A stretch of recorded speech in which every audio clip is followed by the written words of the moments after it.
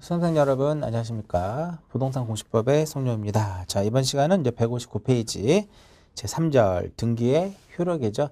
가장 이제 1장에서 가장 여러분들이 중요시해야 될 부분이 바로 제 3절 등기의 효력입니다. 먼저 교재 그 159페이지에 보시면 부동산 등기법 제 4조의 권리의 순이 나와 있죠. 그러면 제 5조에 부기등기 순이 나와 있고요. 그 다음에 제6조 등기 신청의 접수 시기 및 등기의 효력 발생 시기인데 그거 잠깐 보면은요. 6조 보시면 등기 신청은 등기 신청 정보가 전산 정보 처리 조직으로 저장됐을 때 접수된 곳으로 본다. 이걸 접수 효과라고 하거든요.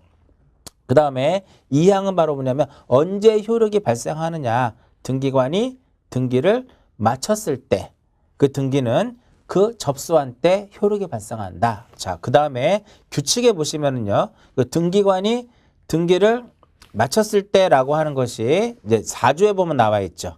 제 4조에 등기관이 등기를 마친 경우란 도대체 뭐냐 이거죠. 등기 사무를 처리한 등기관이 누구인지 알 수 있는 조치를 하였을 때를 우리는 등기를 무엇했다고 한다? 마친 시기다라고 얘기를 합니다. 법 규정에 있는 내용들은 되게 중요하니까 잘 알아두시고요. 자, 등기는 이제 효력에 따라서 크게 두 개로 구분이 되죠. 첫 번째는 무엇이다? 종국등기의 효력하고 그 다음에 가등기의 효력으로 이제 나오는데 이 가등기는 추후에 이제 가등기 쪽에서 자세하게 이제 설명을 해드립니다. 일단 가등기 효력은 두 가지로 보시면 돼요. 첫 번째는 청구권을 보존하는 효력하고 이 청구권 보존의 효력하고 그 본등기 시에 순위를 무엇하는 것이다? 순위를 보존하기 위해서 임시적으로 하는 등기를 우리는 무슨 등기라고 한다? 우리는 이것을 가등기다라고 얘기를 합니다. 청구권을 보존하고요. 순위를 보존하기 위해서 임시적으로 하는 것을 말한다 이겁니다. 그러니까 예를 들어서 A가 소유하고 있는 부동산이 있으면 A하고 B하고 이제 매매 계약이 이루어집니다. 그럼 여기 이 A를 무엇이라고 하냐면은 매도 인이다라고 얘기를 하고요. 여기서 B를 매수인이다라고 얘기를 합니다. 그럼 이제 계약이 이루어졌죠. 그럼 여기서 이제 B가 이제 뭐를 줘? 계약금을 주겠죠. 그 다음에 두 번째 중도금도 줬습니다. 네, 세 번째로 뭐는 주지 않았어요? 잔금은 주지 않았어. 잔금은. 이 상태에서 나중에 잔금을 지급을 하게 되면 A로부터 등기를 가져올 수 있게끔 그걸 청구권 보존이라고 하죠. 이러한 청구권을 보존하기 위해서 임시적으로 예비적으로 가등기를 딱 해놓습니다. 그래서 2번 해가지고 간단하게 줄여서 쓸게요. 소유권 이전의 가등기를 비합으로 딱 합니다. 이렇게 비합으로. 이렇게 비합으로 가등기가 되어 있어도 소유권이 A에서 B로 넘어오지 않습니다. 그럼 물권 변동의 효력은 없다라고 얘기를 합니다. 그 다음에 나중에 후에 잔금을 지급을 하게 되면 이 B가 A한테 등기 주세요라고 할 수 있어요. 등기의 협력에 등기에 협력할 것을 요구할 수 있는데 그것을 우리는 등기 청구권이다라고 얘기를 합니다. 됐죠? 그리고 나면 이제 본등기 소유권 이전이라고 하는 등기를 딱 합니다. 본등기라고 하죠. 가등기에 반대돼서. 그럼 본등기를 하게 되면 순위가 보존됩니다. 즉 본등기를 하게 되면 순위 자체가 가등기 당시로 소급 적용이 돼요. 자, 가등기 할 때 순위 몇 번? 2번. 이렇게 본등기라고 소유권 이전이라고 하는 본등기를 해도 역시 가등기 당시 순위를 그대로 사용하기 때문에 가등기에 기해서 본등기를 했을 때는 가등기에 기해서 본등기 했을 때 이 본등기 순위는 무엇에 의한다? 가등기 순위에 의한다라고 우리가 표현하는 겁니다. 다만 물권 변동은 본등기 시에 발생을 하는 것이고요. 가등기 당시로 소급 적용된다. X. 민법에서도 중요한 지문으로 등장을 하죠. 자, 종국등기 효력 이렇게 했는데 등기법은요. 우리가 부동산 등기법은 권리의 어떠한 효력을 나타내는 거예요. 등기된 어떠한 권리의 효력을 나타내 주는 것이지 표지에 부여하는 어떤 사실관계를 사실관계의 효력이 의미가 없겠죠. 등기된 어떤 권리의 효력을 나타내 주는 것이 이제 종국 등기의 효력이다라고 보시면 돼요. 자, 권리 우리 지난번에 했던데 다시 한번 쭉 써볼게요. 자, 물권과 권리에는 이제 물권이라는 것이 있고 그 다음에 무엇이 있다? 채권이 있다. 물권과 채권이 있는데 이 채권의 대표적으로 뭐가 있어요? 임차권. 채권의 대표적으로 임차권하고 그 다음에 무엇이 있다? 환매권이라는 것이 있더라 이겁니다. 그 다음에 물권에는 다시 두 개로 구분이 돼서 첫 번째 점유권. 점유권과 본권으로 이 점유권과 이 본권으로 구분이 되고 다시 본권은 두 개로 구분이 돼서 소유권하고 그 다음에 소유권을 제한하는 제한 물권이 나오고요. 제한 물권은 다시 두 개로 나눠지더라 이겁니다. 사용 수익을 제한하는 용익 물권과 그 다음에 또 담보 물권 이렇게 나눠지죠. 자, 용익 물권은 다시 몇 개? 세 개로 구분되더라. 세 개. 용익 물권은 다시 세 개로 구분되는데 지상권. 지상권이라는 것이 있고 전세권이 있고 지역권이 있더라 이겁니다. 그 다음 담보물권도 세 가지가 있죠. 저당권하고 유치권, 질권. 그러니까 공부를 우리가 하는 과정에서 앞에서 했던 내용들을 가지고 우리가 뒷부분을 사용할 수 있거든요. 그럴 때는 가급적이면 앞에서 배웠던 거를 최대한으로 활용하는 그런 어떤 공부 방법을 취하는 게 굉장히 도움이 많이 돼요. 그러니까 서로 모든 내용들은 어느 정도는 서로 간에 이렇게 연결이 되어 있다라는 거죠. 툭 튀어나오는 내용이 아니라 분명히 앞에서 어느 정도 설명이 된 내용들이 다시 뒤에 후반부에 나오는 경우도 존재하거든요. 자, 점유권하고 유치권하고 질권은 등기할 수 없는 권리다라고 이제 말씀을 드렸고요. 자, 이제 등기의 효력에 보시면 160페이지를 보시면 두 번째 이제 순위 확정령은 좀 이따 보도록 하고요. 첫 번째 무엇이 있다? 물권 변동적 효력이 있더라. 물권 변동적 효력. 그래서 이러한 것들은 등기해야 뭐가 발생을 해? 민법 186조. 민법 186조는 법률 행위에 의한 부동산의 물권 변동은 등기해야 뭐가 발생한다? 효력이 발생한다 이겁니다. 또 첫 번째 효력 중에 무엇이냐면은 이렇게 물권 변동적 효력이 있더라 이겁니다. 우리나라는 이제 현행 민법에서는요. 물권 변동에 있어서 무슨 주의를 취하고 있다? 형식주의를 취하고 있다. 따라서 법률 행위에 의한 부동산의 물권 변동은 등기해야 그 효력이 발생한다. 하나 체크해 놓고 보시고요. 그 다음에 오른쪽에 자, 대항력이 나옵니다. 자, 임차권하고 환매권. 임차 환매권이라든지요.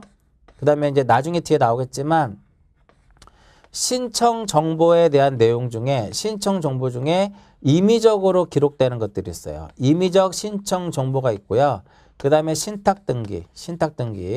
이러한 것들은 등기를 하게 되면 무엇 할 수 있다? 대항할 수 있다 이겁니다. 대항력 이렇게 돼요. 대항력. 그 다음에 또 하나 이제 추가적으로 특약사항들, 약정, 환매 특약이라든지 권리 소멸에 관한 약정이라든지 공유물 불분할 특약이라든지 이런 것들은 등기가 효력 요건이다 아니다? 등기가 효력 요건 아니에요. 효력 요건이 아니라 무슨 요건이다? 대항력이에요. 그래서 시험에 한번 나왔었죠. 특약 등기, 약정은 효력 요건이다. 아니다. 효력이 아니라 뭐예요? 대항력이더라 이겁니다. 대항력. 그래서 부동산의 임차권, 환매, 신탁 및 임의적 신청 정보 가로 열고 뭐라고 써 있어요? 뭐 존속기간, 지료, 이자, 변제기 이러한 것들은 등기하면 무엇 할 수 있다? 제3자에게 무엇 할 수 있다? 대항할 수 있다. 이렇게 기억을 하시고요. 추정력 좀 이따 보도록 하고 한 장 넘겨서 6번을 봅니다. 6번 형식적 확정력 이렇게 했는데 그거는 이제 뭘 생각하시면 되냐면은 요걸 딱 보시면 돼요. 6번은 지상권하고 전세권을 보는데 물건의 어떠한 특징 중에 하나가 이제 어떤 특징을 가지고 있어요? 배타성을 가지고 있죠. 그럼 결과적으로 이러한 지상권하고 전세권은 이중의 등기를 허용하지 않습니다. 그죠? 따라서 존속기간이 만료가 됐어요. 그러면 지상권이라든지 전세권 같은 경우는 존속기간이 만료가 되면 민법에서 실체법상의 효력은 소멸하더라 이겁니다. 그럼 당연히 등기부에서 말소 등기를 해야 되는데 그러한 말소 등기를 하지 않고 그와 양립할 수 없는 등기를 신청하게 되면 등기관은 등기를 탁 밀어냅니다. 그러한 효력을 무엇이라 그래요? 형식적 확정력이다라고 얘기를 합니다. 형식적 확정력 이렇게 표현을 하고요. 이 다른 말로 이것을 무엇이라고 하냐면은 후등기, 다른 말로 후등기를 저지한다 해가지고 후등기 저지력 이렇게 표현하더라 이겁니다. 형식적 확정력, 다른 말로 후등기 저지력 이렇게 돼요. 다시 등기기 기록을 한번 보게 되면 지상권이라고 해볼까요? 지상권 설정인데 지상권자는 A인데요. 존속기간이 2019년 1월 16일까지예요. 그러면 1월 16일이 지나면 경과가 되면 지상권은 실체법상 효력은 소멸하더라 이겁니다. 그럼 지상권 설정자를 B라고 가정을 하고요. 그 지상권이 실체법상 효력이 소멸됐다 해가지고 B가 C라는 사람하고 지상권 설정 계약을 맺고 등기소에 가서 입원해가지고 지상권 설정 등기 이렇게 C 앞으로 지상권 등기를 해달라고 신청을 하게 되면 얘를 말소하지 않는 이상은 절차법상의 효력은 남아있기 때문에 이것을 말소하지 않고 양립할 수 없는 등기를 신청하게 되면 등기관은 이를 무엇해야 된다? 각하를 해야 되죠. 이러한 효력을 뭐라 그래요? 형식적 확정력, 다른 말로 무엇이란다? 후등기 저지력이다 라고 얘기를 합니다. 자, 바로 위에 5번째 보시면 뭐가 나와요? 점유적 효력이 나오죠. 점유적 효력이라는 것이 나오는데 이 점유적 효력은 다른 말로 거기 써 있듯이 취득시효 기간을 단축한다 해가지고 점유적 효력을 다른 말로 취득시효 기간 단축의 효력이다 라고 얘기를 합니다. 자, 일반적인 부동산의 취득시효는 몇 년이에요? 20년이죠. 그러나 등기부 시효 취득은 몇 년? 10년이다 이겁니다. 따라서 등기한 자, 일반 부동산은 20년인데 등기한 자는 몇 년만? 10년만 있으면 되기 때문에 이것을 취득시효 기간을 단축할 수 있다라고 얘기를 하죠. 이러한 효력을 무엇이라고 하냐면은 점유적 효력이다라고 얘기합니다. 자, 이러한 형식적 확정력, 점유적 효력, 물권 변동적 효력, 여러분들 민법의 물권법을 공부하면 역시 또 나오는 내용이고요. 이러한 점유적 효력이라든지 형식적 확정력 이런 것들은 단독적으로 시험에 나오지는 않아요. 지금까지 우리가 출제 유형을 보게 되면 단독적으로 시험에 나오진 않고 그냥 어떤 하나의 지문으로서는 등장을 합니다. 그래서 꼭 읽어보셔야 되고요. 그 다음에 5번째 마지막 줄에 162페이지 마지막에 이제 우리나라는 등기부를 믿고 거래한 자 보호하지 않습니다. 따라서 공신력을 인정하지 않는 공신력 불인정 이렇게 보는 겁니다. 자, 이제 2개가 남았죠. 전체 7가지 효력인데 2개가 남았는데 그 중에 하나가 이제 또 이제 앞 페이지 보시면 뭐가 나오냐면은 순위 확정력하고 그 다음에 권리 추정력이 있는데 뒤로 뺀 이유가 있어요. 이 순위 확정력하고 이제 추정력을 뒤로 뺀 이유는 시험에 난이도가 좀 쉽게 나오면 어디서 나오고 난이도가 쉽게 나오면 순위 확정력에서 출제가 되는 것이고 좀 더 이제 난이도가 높게 나올 것 같으면은 그건 어디서 나온다? 난이도가 높게 나올 것 같으면은 권리 추정력 쪽에서 나올 확률이 상당히 높다라는 거죠. 자, 순위 확정력에 보시면 1번부터 160페이지 1번부터 9번까지 나와 있습니다. 그거 한번 정리를 해서 볼게요. 일단은 우리 지난번에 등기는 형식에 따라서 기입하는 형식에 따라서 두 개로 구분이 됐죠. 하나는 무엇? 주등기. 주등기라는 거하고 그 다음에 무엇으로 나타낸다? 주등기와 부기등기로 나타냈다라고 보면 되는 거죠. 형식에 따라서 주등기와 부기등기로 나타내는데, 자, 부기등기 순위는 무엇에 의하고? 주등기 순위에 의하고. 기억나세요? 부기등기 순위는 주등기 순위에 의하고, 왜냐면 왜 부기등기가 주등기 순위에 의하는 이유는 주등기가 1이고 부기등기가 1에 1이면 이 부기등기 순위는 주등기 1번을 그대로 따라간다 그랬죠. 왜? 동일한 순위를 나타내고자 하는 것이 부기등기라고 했으니까. 또 뿐만 아니라 이 부기등기 상호간의 순위는 어떻게 될 것이냐 이거야. 부기등기 상호간의 순위는 등기한 순서에 의한다 이겁니다. 등기한 순서에 의한다 이겁니다. 그러니까 무슨 의미예요? 등기한 순서에 의한다라고 하는 것은 먼저 한 게 이긴다 이거예요. 1-1하고 1-2가 있으면 순위는 얘가 더 앞선 순위가 된다 이겁니다. 이해하셨죠? 따라서 요 놈이 4번이죠. 부기등기 순위는 주등기 순위에 의한다라는 거. 그 다음에 요게 5번이죠. 부기등기 상호간의 순위는 등기한 순서에 의한다라고 보시면 되겠고요. 자, 지금 우리가 하고 있는 것은 효력에 따른 분류죠.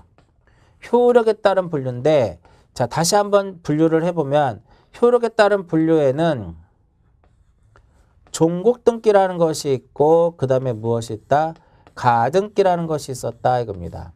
이 종국등기를 다른 말로 본등기다라고도 칭합니다. 자, 우리 저기서 했었죠. 가등기기에서 무엇을 하게 되면, 본등기를 하게 되면, 가등기기에서 본등기를 했을 때 그 본등기 순위는 무엇에 의한다? 가등기 순위에 의하더라 이겁니다. 즉 순위는 무엇 된다 그랬어요? 가등기기에서 본등기를 했을 때는 순위는 소급된다라고 말씀을 드렸죠. 순위는 소급이 되지만 물권 변동은 본등기 시에 발생하는 거고요. 소급되지 않아요. 순위만 소급됩니다. 이게 몇 번에 써 있냐면은 요게 8번에 써 있더라 이겁니다. 8번에 써 있고요. 자, 그 다음에 등기는 내용에 따라서 어떻게 분류가 됐었냐면은 기입등기라는 것이 있었고, 변경등기라는 것이 있었고, 경정등기라는 것이 있었고요. 그 다음에 말소등기라는 것이 있었고, 회복등기라는 것이 있었고, 멸실등기라는 것이 있었더라. 기억나시죠? 각각의 기본적인 개념은 꼭 기억하시라 그랬잖아요. 자, 여기서 회복등기, 말소회복등기죠. 이게 말소회복등기죠. 말소회복등기의 큰 효력이 뭐라고 그랬어요? 종전순위를 보유한다 그랬죠. 말소회복등기는 종전의 순위를 그대로 보유해준다라고 했습니다. 그래서 회복등기의 효력은 무엇이다? 종전순위에 의한다 이겁니다. 이게 몇 번에 있냐면은 교재 7번에 딱 써져 있는 거죠. 즉 이런 경우죠. 이렇게. 자, 1번에 전세권 설정 A가 있는데 2번 해가지고 1번에 전세권 등기가 무엇이 됐어요? 전세권 등기가 말소가 됐습니다. 이렇게. 말소가 돼서 얘가 이렇게 말소 표시를 딱 합니다. 이런 식으로. 그러면 이게 부적법하게 말소가 됐으면, 이것이 부적법하게 말소가 됐으면 이를 다시 무엇하면 돼요? 회복하면 됩니다. 3번 해가지고 1번에 전세권 등기를 회복을 합니다. 그러면은 이 빨간 줄이 지워지는 것이 아니라 다시 1번 해가지고 전세권 설정 A 이렇게 딱 되는 겁니다. 그래서 종전 순위를 그대로 가져오는 거죠. 회복 등기 효력은 종전 순위에 의하더라 이겁니다. 그 다음에 동그라미 3번 보세요. 부기등기 순위는 주등기 순위에 의한다 그랬죠. 환매 특약 등기는 특약 등기는 부기등기잖아요. 환매 특약 등기는 소유권 이전 등기에 부기하거든요. 환매 특약 등기는 소유권 이전 등기에 부기하기 때문에 환매 특약 등기 순위는 무엇에 의한다? 소유권 이전 등기 순위에 의한다 이겁니다. 그러니까 이런 거예요. 2번 해가지고 소유권 이전 등기를 비합호로 넘기고 나서 동시에 같이 2-1 해가지고 환매 특약 등기를 딱 하도록 돼 있어요. 환매권은 누가 갖는다? 매도인이 딱 갖는 겁니다. 환매라고 하는 것은 매매의 목적물을 다시 되찾아오는 거잖아. 매도인이 갖는다. 환매 특약 등기는 부기등기 순위에 부기등기로 하는데 이렇게 소유권 이전 등기에 부기하도록 되어 있어요. 그래서 여기서 얘기한 것처럼 부기등기 순위는 주등기 순위에 의하기 때문에 여기서 환매 특약 등기 순위는 소유권 이전 등기 순위에 의한다. 맞는 말이죠. 요거 3번 질문이 되겠고요. 자, 그 다음에 몇 개, 두세 개 정도 남았죠. 특별한 규정이 없으면 법률에 1번 보시면 돼요. 1번. 같은 부동산에 관하여 등기된 권리의 순위는 특별한 규정이 없을 때는 등기한 순서에 의한다 이겁니다. 등기한 순서에 의한 특별한 규정이 없을 경우에는 그냥 무엇에 의한다. 먼저 한 놈이 우선순위라는 거죠. 등기한 순서에 의하더라 이겁니다. 그런데 등기한 순서가 같은 구일 때는 무엇에 의하고 순위번호에 의할 것이고 지난번에 갑구에 순위번호가 있다라고 말씀드렸죠. 같은 구일 때는 순위번호에 의할 것이고 다른 구일 경우에는 무엇에 의한다? 접수 번호에 의한다 이겁니다. 같은 구일 때는 먼저 한 놈이 우선이라는 소리예요. 그 다음에 다른 구일 때는 접수 번호. 이게 이 순위 번호하고 접수 번호가 서로 이렇게 어떻게 바뀌어서 시험에 많이 나옵니다. 그 다른 구의 개념 뭐냐면은 갑구에 한 등기하고 다른 구는 갑구에 한 등기하고 을구에 어떠한 한 등기를 서로 순위를 나열하자. 그럴 때는 접수 번호가 빠른 놈이 우선이다라고 하는 개념이 되는 거죠. 자, 요게 2번이죠. 2번이다 이겁니다. 그럼 한 가지만 더 보시면 돼요. 몇 번? 9번만 보시면 돼. 9번만 보시면 된다. 9번. 자, 이용상 구조상 독립성을 갖춘 것을 이제 집합 건물이다라고 얘기합니다. 이렇게 하게 되면 여러분들이 쉽게 이 부분은 좀 이해하기 어려울 수도 있는데 아파트를 사셔가지고 이제 대출을 받으면 이 부분에 대해서 만약에 502호다 이 부분에 대해서 을구에 이제 뭐가 들어가요? 근저당권이 들어가죠. 근저당권 설정해서 은행 이름이 딱 들어갑니다. 그럼 이 근저당권 등기는 이 근저당을 어디에도 미치냐면은 이 대지에도 그 효력이 미치도록 되어 있어요. 왜? 대지권에 등기가 됨으로써 이 건물과 토지가 하나가 되기 때문에 그 이후부터 등기는 다 어디에다요? 건물 등기 기록에다가 딱 합니다. 건물 등기 기록에다 하게 되면 그 효력이 어디에도 미친다? 대지에도 미치도록 되어 있어요. 근데 여기에 만약에 이 토지에 전세권 등기가 되어 있어요. 그 이후에 전세권 설정 전세권자 A더라 이겁니다. 그럼 얘는 토지 등기 기록이고요. 얘는 토지 등기 기록이고 얘는 무엇이다? 건물 등기 기록에 이렇게 하는 거예요. 그러면 이 근저당권하고 이 전세권은 순위를 어떻게 나열할 것이냐? 순위번호로 나열할 수 없죠. 왜 순위번호로 나열할 수 없냐면 얘는 건물 등기 기록이고 얘는 토지 등기 기록이에요. 따라서 순위번호로는 나열할 수 없기 때문에 먼저 한 놈이 우선이에요. 역시 이것도 마찬가지로. 따라서 접수번호에 의하더라 이겁니다. 교재 9번 보시면 대지권에 대한 등기로서의 효력이 있는 등기와 요거 대지권의 목적인 토지의 등기 기록 중 해당 구에 한 등기의 순위는 무엇에 의한다? 접수번호에 의한다 이겁니다. 시험에 순위번호에 의한다 라고 엄청 시험에 잘 나오죠. 자, 이렇게 해서 순위 확정력이 나옵니다. 그래서 시험에 쉽게 나올 때는 여기에 있는 예시를 들어가지고 바꾸는 거죠. 순위번호로 뭐 이거 바꾸고 그런 식으로 해서 시험에 출제가 많이 되고 옛날에 많이 됐죠. 근데 요즘 들어서는 출제 빈도가 살짝 좀 떨어지긴 하지만 그래도 시험에 충분히 나올 수 있는 그러한 내용이고요. 그 다음에 7번째로 오른쪽 보세요. 추정력 161페이지 중간 위에 보시면 권리 추정력이 있는데 이 추정력은 아마 1장에서 굉장히 중요한 부분이라고 보여지고요. 나올 때가 좀 됐죠? 이런 부분이. 자, 추정력은 민법의 명문으로 규정되어 있지 않습니다. 민법에 명문화되어 있지 않더라 이겁니다. 민법 규정이 없다라는 거죠. 주로 추정력은 학설에 의한다. 판례에 의존하더라 이겁니다. 판례에 의존하더라 이겁니다. 그래서 시험에 추정력은 학설 판례에 의하기 때문에 등기법에서 출제가 될 확률이 높다라는 거고요. 또한 민법에서도 출제가 될 확률이 상당히 높다 이겁니다. 자, 추정력의 정의가 위에 써 있습니다. 되게 중요하죠. 추정력 일단 뭐가 존재해야 돼요? 먼저 등기가 있으면, 추정력은 등기가 있으면 이에 대응하는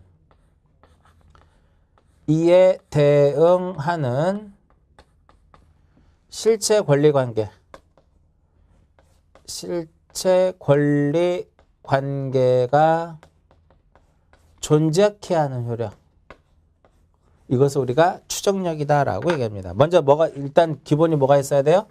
등기가 있어야 돼. 등기가 없다라고 하면은 추정력 인정이 안 돼요. 등기가 있으면 이에 대응하는 실체 권리 관계가 존재케 하는 효력, 이것을 추정력이다라고 얘기를 합니다. 예를 들어서 A가 소유하고 있는 부동산이 있으면 이 B한테 이 부동산을 처분을 합니다. 여기서 이 A를 매도인이라고 A를 매도인, B를 매수인 이렇게 하게 되면 등기가 이렇게 넘어가겠죠. B 앞으로. 소유권 무슨 등기? 이전 등기에서 딱 이렇게 등기가 존재하는 거죠. 이런 식으로. 그러면 2번 해가지고 소유권 이전 등기 B 앞으로 딱 갑니다. 이때 그 원인은 이 매매라고 하는 것이 무엇을 의미해요? 매매라고 하는 것을 등기 원인이다 이렇게. 여기 매매라고 딱 쓰겠죠. 그 매매라는 게 등기 원인이다. 그럼 등기에 이렇게 기록이 되어 있죠? 여기에 기록되어 있는 것은 전부 다 적법하다라고 보는 거죠. 그러니까 이 원인에도 이 B는 A로부터 매매에 의해서 소유권을 취득했을 것이다 이거예요. 그 B는 적법한 권리자로, B는 권리자로 추정이 되는 거죠. 권리자로 추정될 뿐만 아니라 이 등기 원인에도 추정력의 범위에 영향을 추정력이 인정이 된다 이거죠. 또한 만약에 토지거래 허가구역이라면은 이 토지거래 허가구역이면 허가받아야 되는 거죠. 그래서 이렇게 등기가 되어 있다라고 하는 것은 허가를 받았다라는 거거든요. 왜 허가를 받지 않으면 등기가 안 되는 거잖아. 이 허가를 이제 큰 틀로 봤을 때는 등기 무엇이다? 절차다라고 표현을 해요. 그래서 추정력은 이러한 원인뿐만 아니라 무엇에도 이 절차에도 추정력이 인정이 된다 이렇게 보는 겁니다. 된다 이렇게 보는 거죠. 자, 1번에 보시면 권리의 적법 추정이 나와 있습니다. 즉 등기된 모든 부동산 물건에 적법 추정력이 부여되며 임차권이 등기된 경우에는 임차권의 적법성도 추정이 되고, 더 중요한 게 다음 줄이죠. 저당권 설정 등기의 경우에는 이에 상응하는 피담보채권의 존재까지도 추정된다. 그다음 원인의 적법이 나오죠. 등기는 반증이 없는 한 유효 원인에 의한 것이라고 추정이 된다. 그러니까 추정력을 깨기 위해서는요, 그걸 주장하는 자에게, 그죠? 등기 원인을 무효라고 주장하는 자가 입증을 해야만 추정력이 깨지는 거죠. 절차의 적법이라고 써 있죠. 자, 1번에 보시면 등기가 있으면 이런 적법한 절차로 경료된 등기라고 추정이 된다. 즉 농지 매매에 있어서는 농지 취득 자격증명 서면을 첨부한 것으로 추정이 되고, 토지거래 허가 구역에서는 허가를 받은 것 추정이 되는 거죠. 왜냐하면 농지의 경우에는 농지 취득 자격증명을 제출하지 않으면 안 되는 거기 때문에. 자, 2번 보시면 2번도 중요한 지문이죠. 소유권 이전 등기가 경료되어 있는 경우에는 그 등기 명의자는 제3자에 대하여 뿐만 아니라 전 소유자에 대해서도 적법한 그 원인에 의하여 소유권을 취득한 것으로 추정된다. 이제 4번이 중요합니다. 소유권 보존 등기의 경우에는요. 1번에 보시면 소유권 보존 등기가 있으면 그 보존 등기 명의자에게 소유권이 있음을 추정이 되는데 추정력이 깨지는 경우가 있어요. 두 번째, 세 번째 나오죠. 두 번째, 세 번째, 네 번째가 나오는데 두 번째는 뭐냐면은 전 소유자가 양도 사실을 부인하면 추정력이 깨지고요. 그 다음에 세 번째 사정. 과거에 우리가 토지 조사 사업에서 사정이라고 하는 행정처분이 이루어졌는데 그 사정받은 사람이 따로 존재하면 깨지고요. 그 다음에 4번에 보시면 건물을 신축한 자가 따로 존재하면 깨지더라 이겁니다. 다음 페이지. 기타 쪽에서 가장 중요한 것은 동그라미 1번하고 1번에 가장 중요한 것은 표제부의 등기. 표제부의 등기를 우리는 무슨 등기라고 그래요? 사실의 등기다라고 하죠. 표제부의 등기를 사실의 등기라고 하는데 이러한 사실의 등기에도 역시 추정력이 인정되지 않습니다. 왜냐하면 여기에 추정력은 어디에만 권리에만 인정이 되는 거죠. 그 다음에 동그라미 2번. 가등기에서 가등기를 했다고 해서 어떠한 본등기를 해야 될 법률관계가 존재가 추정되지 않는다 이거죠. 그래서 소유권 이전 청구권의 보존을 위한 가등기를 마쳤더라도 청구권의 발생 원인이 되는 계약관계의 존재가 추정되지 않는다 이겁니다. 그래서 간단하게 가등기 자체로는 추정력이 인정되지 않는다라고 보시면 돼요. 그래서 그것을 간략하게 이제 추정력에서는 이게 핵심이죠. 그 표에 나와 있듯이 추정력이 인정되는 경우와 추정력이 인정되지 않는 경우. 요 구분만 잘해서 문제를 풀 때 적용을 하게 되면 쉽게 여러분들이 문제를 풀 수가 있겠죠. 자, 첫 번째 권리의 등기에는 추정력이 인정이 돼요. 갑고라든지 을고에 어떤 등기가 되어 있으면 추정력이 인정이 되는데 사실의 등기에는 사실의 등기의 경우에는 추정력이 인정이 안 된다 이겁니다. 그러면 사실의 등기는 어디에다가 하는 것을 의미했어요? 등기 기록 중에 어디에다가 표제부에 하는 게 무슨 등기다? 사실의 등기예요. 그 사실의 등기에는 추정력이 인정되지 않습니다. 그 다음에 추정력은요. 종국 등기에만 인정이 돼요. 지금 우리가 하고 있는 효력은 등기의 효력 중에 종국 등기의 효력을 지금 하고 있는 거잖아. 그러니까 추정력은 종국 등기의 효력이다 이겁니다. 이것의 반대는 바로 무엇이다? 가등기다 이겁니다. 가등기에는 추정력이 인정되지 않아요. 그래서 어떠한 가등기를 했다고 해서 어떠한 본등기를 해야 될 어떤 법률 관계가 존재한다고 추정되지 않는다 이거죠. 그 다음에 여기서 이제 썼던 몇 개들 등기 원인에도 등기 절차에도 그 다음에 등기된 권리에도 적법 추정이 인정이 된다 이겁니다. 허무인의 등기는 추정력이 인정이 안 돼요. 허무인의 등기는 추정력이 인정이 안 되고요. 이제 시험에 자주 많이 출제되는 것이 점유의 추정력이에요. 점유의 추정력도 역시 인정된다 안 된다? 안 된다. 이 점유의 추정력은 민법에서 여러분들이 공부를 하면 알 수 있듯이 이 점유의 추정력은 부동산에 존재하는 것이 아니라 동산에만 인정이 되는 거예요. 따라서 추정력이 시험에 나오면 핵심은 사실의 등기, 가등기, 점유의 추정력 이쪽이 가장 핵심이다라고 보시면 아마 문제 풀 때 충분할 겁니다. 그 다음에 이제 앞에서 했던 보존 등기의 경우에 전 소유자가 양도 사실을 부인하면 추정력 깨지고요. 건물을 신축한 자가 따로 존재하면 역시 깨지고요. 그 다음에 마지막으로 사정받은 사람이 따로 존재하면 그 추정력은 깨지더라 이겁니다. 이 정도 체크를 해서 보십니다. 여기까지가 등기의 무엇이다? 효력입니다. 가장 1장에서 중요한 부분이라고 보여지고요. 자, 그 다음에 나오는 것이 이제 등기의 무엇이다? 유효 요건이에요.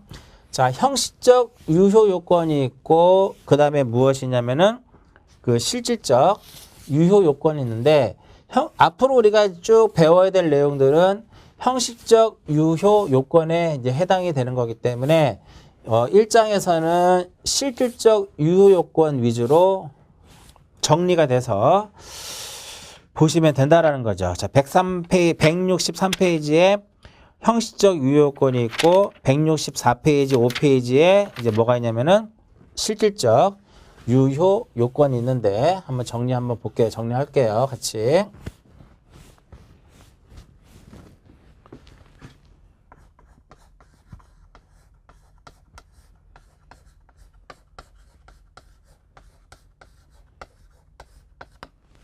자, 등기의 유효권. 첫 번째 무엇이 있다? 형식적 유효권.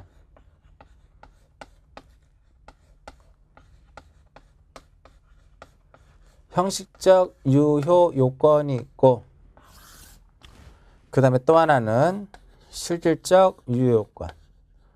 그러니까 실제 유효요건은요, 여러분들 민법에서 배우는 내용들이다 라고 생각하시면 되고요. 형식적 유효요건은 부동산 등기법이에요. 부동산 등기법이고 형식적 유효요건은 적법한 절차를 따르라 이런 개념이에요. 절차를 따르자 이거죠. 자, 형식적 유효 요건을 보면은요, 등기라고 하는 것은 이렇게 표현해 놨죠. 등기라고 하는 것은 누가 등기관이 법정 절차에 따라서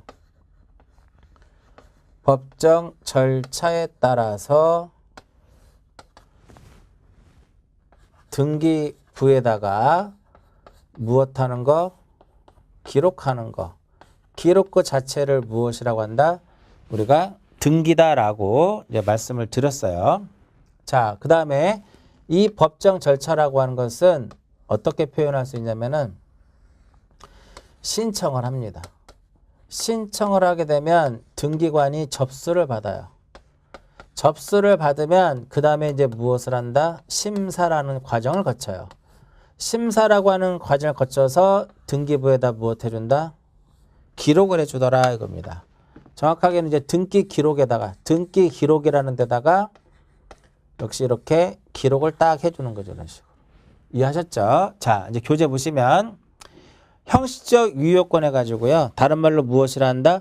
절차적 유효 요건이다 라고 얘기를 하고요. 등기 절차를 준수한 중복되지 않은 등기의 존재라고 얘기를 하는데, 첫 번째가 이 절차를 거치라고 하는데, 절차. 이 심사는요, 등기법 제55조. 등기법 제55조를 보게 되면 55조가 무엇을 의미하는 거냐면 55조는 각하사유를 의미하는 겁니다. 55조는 무엇을 의미를 해요? 각하사유를 의미하더라 이겁니다. 각하사유가 전체 몇 개가 써있냐면은 11개의 각하사유가 존재합니다. 11개의 각하사유가 존재하는데 이 11개의 각하사유를 여러분 나중에 3장 가서 이제 공부를 할 텐데 자세하게 볼 텐데 11개의 각하사유를 1호부터 11호까지 읽어보면 등기를 하는 절차를 쭉 써놓은 거예요. 그 중에 1호가 바로 뭐냐면 1호가 등기를 어디 가서 하는 거냐면은 관할 등기소에 가서 하는 겁니다. 등기는 어디서 하는 거냐면은 그 등기할 목적인 관할 부동산 소재지를 관할하는 등기소에 가서 등기를 하도록 되어 있어요. 관할을 무엇하면 위반하면 안 된다 이거죠. 관할을 위반하면 안 된다 이겁니다. 관할을 1번에 뭐라고 써있어? 관할을 준수를 해야 된다 이겁니다. 만약에 관할을 위반을 했어요. 관할을 위반을 해서 등기를 무엇하게 되면 관할을 위반해 등기를 신청하게 되면 등기관은 55조 제1호에 의해서 무엇을 해야 된다? 55조 제1호에 의해서 각하를 딱 합니다. 각하를 한다. 등기 안 된다 이거죠. 됐죠? 근데 만약에 이것을 각하를 해야 되는데 등기관이 무엇을 했어? 실행을 했더라 이겁니다. 실행을 하더라도 관할 위반한 등기는 무효인 등기예요. 무효가 되면서 등기관이 직권에 의해서 무엇을 한다? 말소를 한다라고 보는 거죠. 계속 이런 내용들은 계속 우리가 공부하면서 나오는 내용이에요. 자, 그러면 이제 이렇게 보자고요. 관할 등기소에 가서 해라 이겁니다. 그러면 왜 등기소에 갈까? 그게 2호예요. 왜 등기소에 가느냐 이거죠. 등기하러 간다 이거죠. 등기하러. 그래서 2호는 사건이 등기할 사항이 아닌 때라고 표현하는 거죠. 결과적으로 등기를 할 수 없음에도 불구하고 등기를 해달라고 가서 등기를 딱 요청하는 겁니다. 그럼 등기관은 몇 호에 의해서? 2호에 의해서 무엇을 한다? 각하를 딱 하는 겁니다. 근데 각하임에도 불구하고 실행이 돼도 그것은 무효이며 직권말소의 대상이 된다 이겁니다. 그래서 시험에서 등기법에서 요 2호에서 한 문제 이상이 꼭 나옵니다. 나중에 이거는 3장에서 정리를 할 거고요. 그 다음에 3호부터 이제 몇 호가 있어요? 3호부터 몇 호까지가 있냐면 11호까지가 있는데 뭐 3호부터 11호까지는 뭐 신청서를 제대로 써야 되는 거와 뭐 등기소에 출석을 해야 되는 부분, 그 다음에 뭐 신청서하고 등기 기록하고 서로 일치하는 부분, 첨부 정보를 제대로 제공했느냐 이런 것들을 좀 따지는 거거든요. 그래서 여기에 해당이 되면 등기관은 각하를 해요. 각하라는데 각하 사유를 간과하고 실행이 됐다고 하더라도 1호와 2호처럼 당연 무효인 등기는 아니다라는 게 핵심이에요. 실체관계와 부합하면 유효다 이렇게 보는 거죠. 실체관계와 부합하면 유효 이렇게 봅니다. 나중에 뒤에 나오니까 그때 보도록 하고요. 이게 절차입니다. 절차. 그래서 이제 절차고요. 그 다음에 등기 기록에 무엇이 되어 있어야 돼요? 기록이 되어 있어야 돼요. 등기 기록에 기록이 되어 있어야 된다 이겁니다. 즉 등기가 무엇 돼야 돼? 등기가 존재를 해야 된다 이겁니다. 두 번째.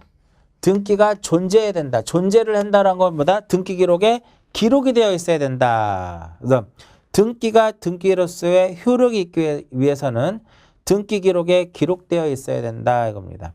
이제 우리가 앞에서 등기는 언제 효력이 발생을 해요? 접수할 때. 예외를 보시면 등기는 물권 변동에 굉장히 시험에 잘 나오는 질문이죠.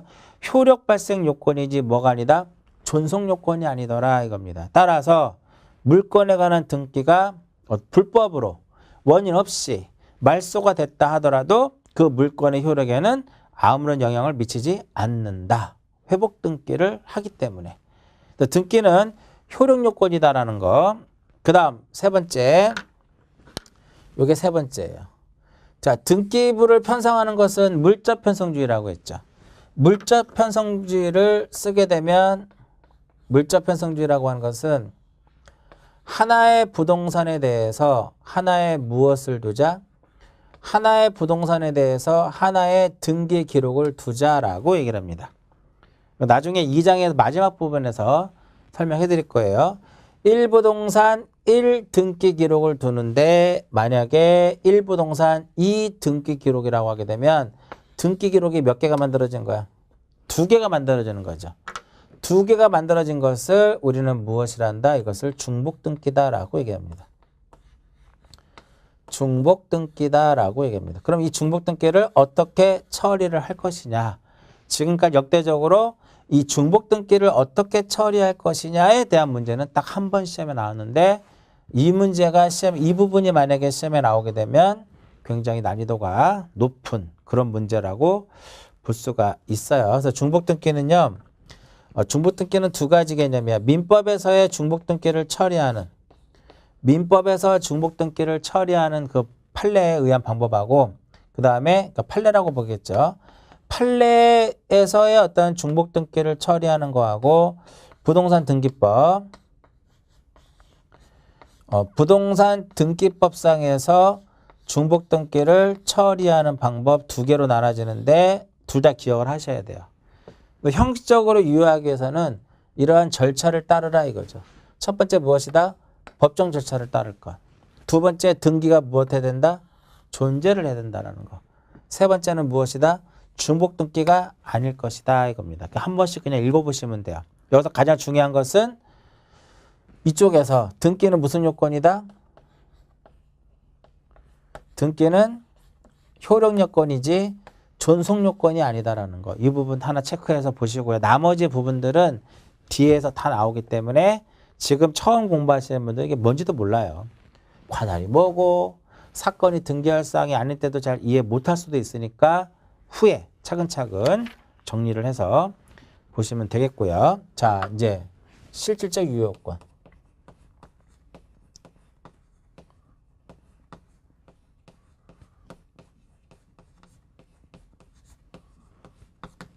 등기가 실질적 유효권이라고 하는 것은 등기에 부합하는 실체관계가 존재를 해야 된다 이겁니다. 실체관계가 존재되는데 첫 번째는 바로 뭐냐면은 등기된 그 표제부하고 그 부동산하고 첫 번째 뭐다? 첫 번째 표제부와 동일성이 인정되는 부동산이 무엇해야 된다? 존재를 해야 된다. 첫 번째 부동산의 표시가 부동산의 표시하고 등기부하고 등기 기록하고 어때야 돼요? 같아 일치를 해야 돼요. 그러니까 여기서 말하는 등기 기록은 표제부를 의미하는 거죠. 표제부를 의미하더라. 15회 때 한번 시험에 출제가 됐었던 내용이고요. 그럼 여기서 부동산. 여기서 부동산은 무엇이다? 토지. 토지와 건물이 되는 거고요. 토지와 건물이고 토지의 표시라면 무엇이다? 소재. 그 다음에 지번, 지목, 면적 이것을 의미하는 것이고 그 다음에 건물의 표시라면 소재, 지번, 건물의 무엇이다? 내역이다 이겁니다. 내역 이렇게 되는 겁니다. 여기서 가장 핵심적인 것은 토지의 경우에는 소재와 지번이 반드시 일치를 해야 돼요. 만약에 소재와 지번이 무엇하면 불일치하면 얘는 무효입니다. 소재와 지번이 불일치하면 무효더라 이겁니다. 근데 이제 15회 때 지금으로부터 10몇 년 전 얘기죠. 15회 때는 요게 나왔죠. 건물의 경우에는 건물의 표시하고 등기가 서로 무엇하지 않더라도 부합하지 않더라도 누가 봐도 이 등기가 이 건물을 나타내고 있다는 것을 누가 봐도 알 수 있는 경우 사회통념상 유사성 동일성이 인정이 되면 다소 불일치하더라도 유효하다라고 보는 게 판례입니다. 이게 시험에 한번 나왔었죠. 그 다음에 두 번째로는 질적으로 일치를 해야 된다. 질적으로 일치를 해야 된다 이겁니다. 그럼 만약에 불일치하면 어떻게 될 것이냐? 요 질적 일치는 세 가지의 개념이에요. 주체가 일치를 해야 될 것이고 객체가 일치를 해야 될 것이고 권리의 종류가 일치를 해야 된다. 이 세 가지를 의미하더라 이겁니다. 그럼 이 세 개가 전부 다 무엇하면 불일치하게 되면 주체가 불일치하거나 객체가 불일치하거나 종류가 불일치하면 무효다 이겁니다. 그러니까 주체의 불일치는 뭘까요? 주체의 불일치. A 명의로 등기가 돼야 되는데 엉뚱한 B 명의로 등기가 되면 무효. 객체가 불일치한 것은 이쪽 토지에 등기가 돼야 될 건데 옆 토지, 엉뚱한 토지에 등기가 된 거야. 무효. 종류의 불일치. 전세권 계약을 했는데 등기는 임차권에 등기가 된 경우 다 무효더라 이겁니다. 이것을 한마디로 뭐라 그래? 질적 일치다라고 얘기해요. 질적으로 불일치가 되면 무효다 이겁니다. 그 다음 세 번째로 양적으로도 일치를 해야 된다 이겁니다. 양적으로 일치를 해야 되는데 만약에 불일치가 됐을 때 어떻게 될 것이냐 이겁니다. 두 가지로 봐요. 등기된 양하고 물권행위양.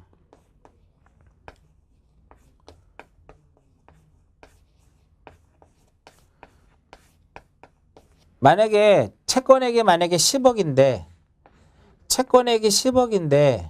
등기가 만약에 12억으로 됐어요. 그럼 등기된 양이 어때? 많은 경우죠. 그럴 때는 물권행위 한도 내에서 무엇하다? 유효하다 이렇게 봅니다.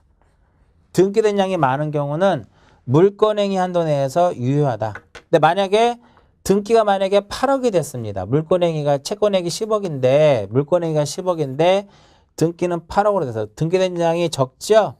그럴 때는 민법에서 일부 무효는 전부 무효를 따라가는 거죠. 무효더라 이겁니다. 원칙은 무효예요. 근데 당사자가 그래 인정해 줄게. 당사자가 인정하게 되면 등기된 양의 한도 내에서 유효하다 이렇게 보는 거죠.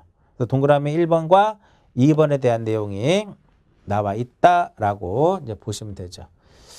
자, 그 다음에 원칙의 완화 있죠? 원칙의 완화. 그러니까 실제로 유효권 두 가지 이렇게 보시면 되겠고요. 원칙의 완화. 여기서는 이 원칙의 완화는 크게 두 가지 보시면 돼요. 중간 생략 등기하고 그 다음에 무효 등기의 유용. 두 가지만 보자고요. 중간 생략 등기. 중간 생략 등기와 다음 페이지에 나오는 무효 등기의 유용. 무효 등기의 유용. 자, 민법을 공부하다 보면은요.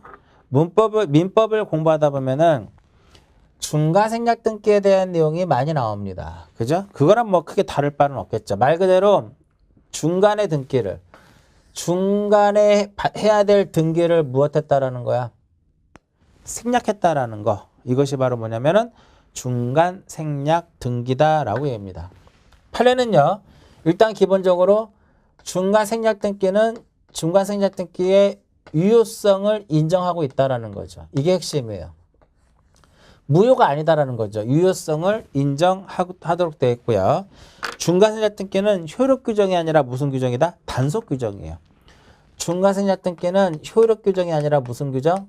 단속 규정이더라 이겁니다. 효력 규정 그럼 틀리죠. 민법에서나 이렇게 효력 규정이다 이렇게 나오죠. 자, 그럼 이제 중간 생략 등기가 어떤 거냐면은 A가 소유하고 있는 부동산이 있는데 B하고 매매가 이루어집니다. 그럼 여기서 이제 A를 매도인이다라고 얘기를 하고요. B를 매수인이다라고 얘기를 합니다. 근데 이 B가 계약금도 주고 중도금도 주고 잔금도 다 줬어. 그러면 이제 자기 앞으로 뭐를 해야 돼요? B 앞으로 등기를 가져와야죠. 소유권 무슨 등기를 해야 된다? 이전 등기를 해야 돼. 근데 B가 등기를 하지 않고 C하고 다시 이전 계약을 체결합니다. 이전 계약을 체결하게 되면 자신 앞으로 등기를 하고 그리고 나서 C 앞으로 등기를 이렇게 소유권 이전 등기를 해야 돼. 이러한 절차를 거쳐야 되는데 말 그대로 중간에 이 등기를 무엇했다? 생략했다라는 거죠. 등기를 하지 않고 A로부터 직접 이렇게 C 앞으로 등기를 한 거. 이것을 무엇이라 한다? 중간 생략 등기다라고 얘기를 합니다. 첫 번째 유형이고요. 또 어떤 게 있냐면은 A가 소유하고 있는 부동산이 있는데 A가 사망을 했어요. 이렇게. A가 사망을 하게 되면 법률 규정에 의해서 등기하지 않아도 등기 없이도 상속된다라는 거죠. A 다시 상속인 앞으로 상속이 되더라 이겁니다. 이때 이 A 다시가 이 부동산을 B에게 무엇한다? 처분을 할 것 같으면 일단 A 다시 자신 앞으로 무슨 등기를 하고 자신 앞으로 상속 등기를 하고 그리고 나서 이렇게 이전 등기를 해야 되는데 상속 등기하지 않고 이렇게 등기를 하는 거 생략됐죠? 이것도 중간 생략 등기. 또 하나의 유형. A가 건물을 딱 신축을 했습니다. 그럼 자신 앞으로 무슨 등기를 해야 돼요? 소유권 보존 등기를 해야 되겠죠. 근데 보존 등기를 하지 않은 상태야. 않은 상태에서 이 A가 자신의 부동산을 B로 넘기면서 이전 계약을 체결하면서 A 명의로 보존 등기를 하지 않고 B 앞으로 보존 등기를 딱 했습니다. 이것은 앞에 게 생략됐다 해가지고 모두 생략 등기다 이렇게 얘기를 해요. 자, 판례는요. 이러한 등기를 유효하다라고 보는 거죠. 유효성을 인정한다 이겁니다. 자, 164페이지를 보시면은 중간 생략되었지만 실체 등기의 실체 관계와 부합하는 등기라고 써 있어요. 그러니까 의 보시면 부동산의 물건이 최초의 양도인으로부터 중간 취득자에게, 중간 취득자로부터 최종 양수인에게 이전되어야 할 경우에 그 중간 취득자의 등기를 생략하고 최초의 양도인으로부터 직접 최종 양수인으로부터 이로부터 이쪽으로 간다는 소리죠. 등기를 말한다 이겁니다. 우리가 이러한 중간시장 등기를 막기 위해서 바로 니은이 나오는 거죠. 부동산 등기 특별조치법상에서는 60일 이내 등기를 하도록 되어 있고요. 검인 제도를 두고 있습니다. 그래서 B에 보시면 B에 먼저 최초의 매도인과 소유권 이전 계약을 체결한 자가 반대급부 이행일 이후, 잔금을 줬다 이거죠.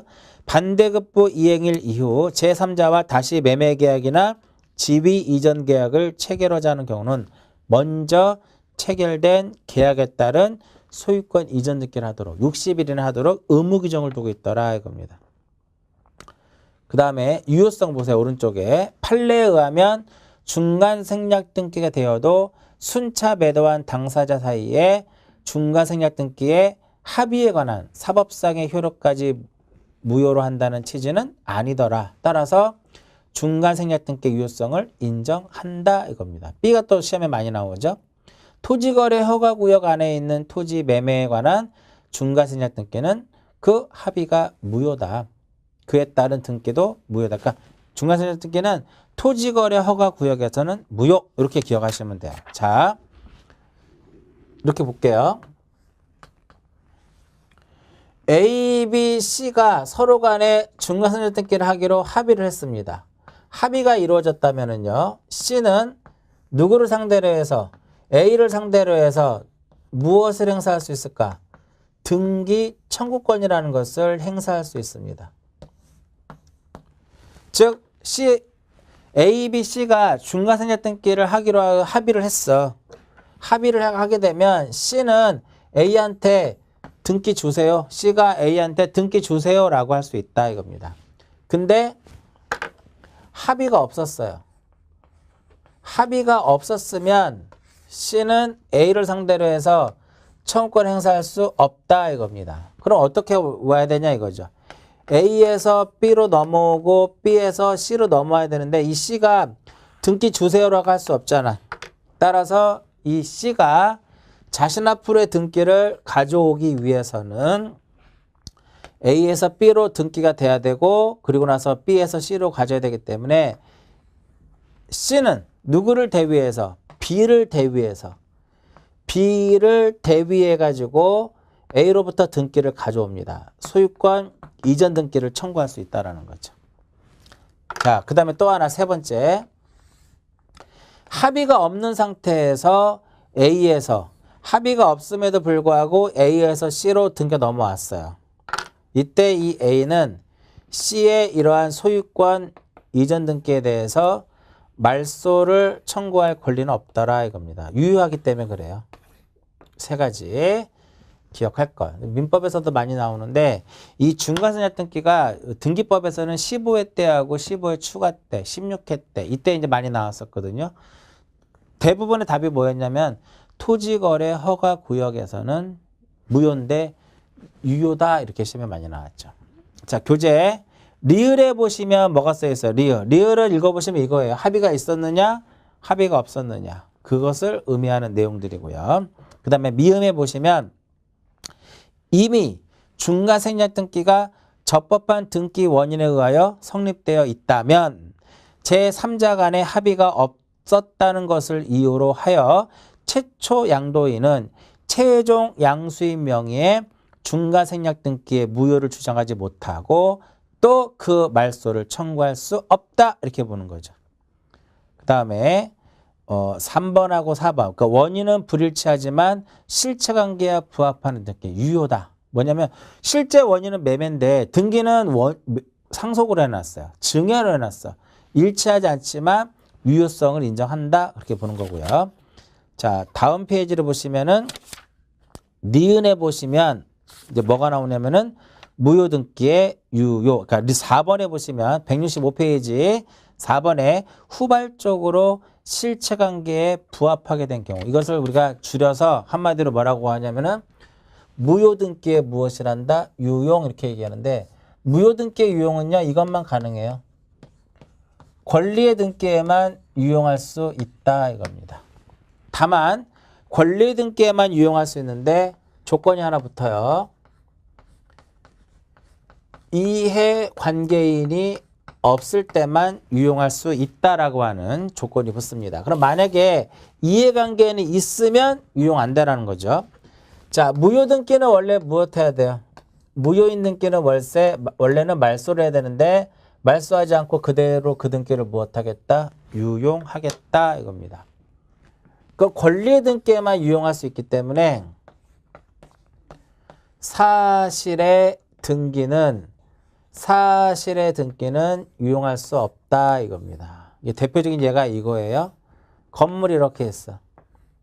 건물이 이렇게 되게 멸실이 됐어요. 건물이 멸실이 됐으면 무슨 등기를 해야 돼? 멸실 등기를 해야 되겠죠. 근데 멸실 등기를 하지 않고 똑같이 건물을 그 위치에다가 똑같은 크기에 똑같은 구조로 신축을 했어요. 그래서 이 멸실된 건물의 소유권 보존 등기를 신축 건물에 유용할 수 없다 이겁니다. 그럼 왜 유용할 수 없느냐? 이 멸실된 건물과 신축 건물은 동일하다라고 보지 않는다. 이게 핵심이에요. 가장 그래도 많이 등장하는 지문 중 하나입니다. 자, 교재 보시면 어디를 이제 그 165페이지에 맨 밑에 후발적으로 실체관계에 부합하게 된 경우 해가지고 기억에 처음에는 등기에 부합하는 실체관계가 없어서 무효이었으나 나중에 그러한 실체관계가 있으면 그때부터 등기는 유효한 것으로 볼 수 있다. 예를 들어 가장매매를 원인으로 하는 소유권 이전 등기는 무효이나 후에 적법한 매매 등으로 이전 등기를 하게 되어 처음에 무효 등기를 적법한 원인에 의한 등기로 유용하는 것이다 라고 보는 거고요. 그 다음에 니은에 보시면은 마지막 줄에 뭐가 써 있어요? 판례도 무효 등기의 유용 이전에 새로운 이해관계를 가지게 된 제3자가 없어 제3자의 이익을 해치는 일이 없는 한 유효성을 인정하고 있다라고 써 있죠. 그래서 무효 등기를 유용하기 위해서는 이해관계인이 없을 때만 가능하다 이겁니다. 디귿 소유권 보존 등기의 유용은 판례가 이를 인정하고 있지 않다. 이 부분 이제 설명해 드리는 거 보는 거. 즉 멸실된 건물의 보존 등기를 멸실 후에 신축한 건물의 보존 등기로 유용할 수 없다. 마지막으로 읽어보시면 동일하다라고 보지 않는다라고 보는 거죠. 그래서 리을에 보면 따라서 기존의 건물이 멸실한 경우에는 그 건물에 대한 멸실 등기를 하고 등기 기록을 폐쇄를 해야 된다라는 거죠. 그 자리에 신축한 건물에 대하여서는 그 보존 등기를 새롭게 해야 되는 것이지 멸실된 건물의 보존 등기를 신축 건물에 유용할 수 없다 이겁니다. 동일하지 않다라고 보는 거죠. 자, 여기까지가 제 1장입니다. 등기법의 어떠한 기본적인 내용을 전체적인 내용을 이제 쉽게 따라가기 위해서는 1장에서 어느 정도 기본이 완벽하게 이루어져야 되겠고요. 처음에 말씀을 드렸듯이 1장에서 어느 정도 정리가 됐다면 효력하고 유효요건만 보시고 2장으로 넘어가든지 아니면 3장으로 넘어가는 것도 굉장히 좋은 방법 중에 하나예요. 자, 이번 시간은 여기까지만 정리를 하도록 하고요. 다음 시간에는 이제 제2장 등기의 기간 및 설비 이쪽 가지고 정리를 하도록 하고요. 자, 이번 시간은 여기서 마치도록 하겠습니다.